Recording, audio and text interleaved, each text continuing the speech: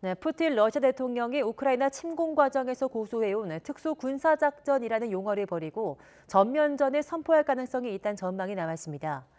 이런 가운데 러시아가 현지 시간 지난달 30일 우크라이나 동부 돈바스 지역을 맹공격했으나 목표로 했던 3개 지역을 함락하는 데는 실패한 것으로 전해지고 있습니다. 강성욱 기자입니다.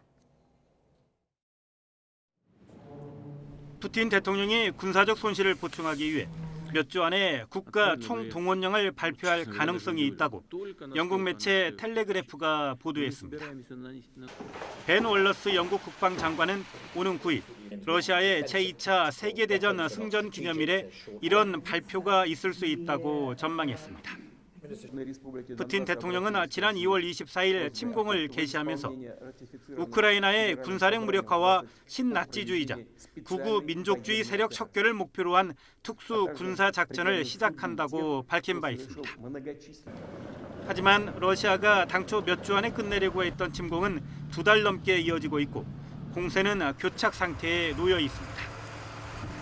텔레그래프는 러시아 군 지도부가 푸틴 대통령에게 특수작전 용어를 버리고 전쟁을 선포할 것을 요구하고 있다고 전했습니다.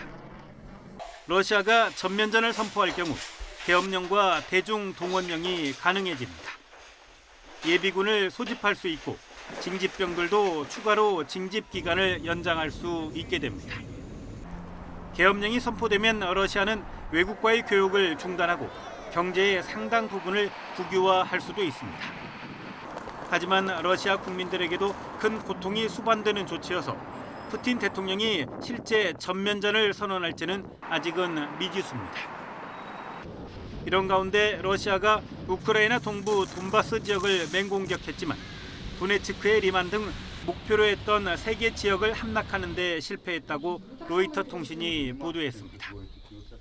Не припиняються ракетні ворожі і авіаційні удари по військовим і цивільним об'єктам по всій території України.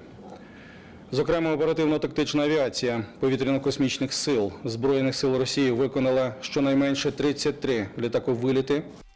최근 돈바스로 공세의 초점을 옮긴 러시아는 포병대가 밤사이 우크라이나의 공격 목표 389개 지점을 타격했다고 주장했습니다. 우크라이나 정부는 그러나 러시아의 공격이 방어망을 뚫지 못했으며 어려운 상황이지만 민간인들의 대피는 계속될 것이라고 밝혔습니다. YTN 강성욱입니다.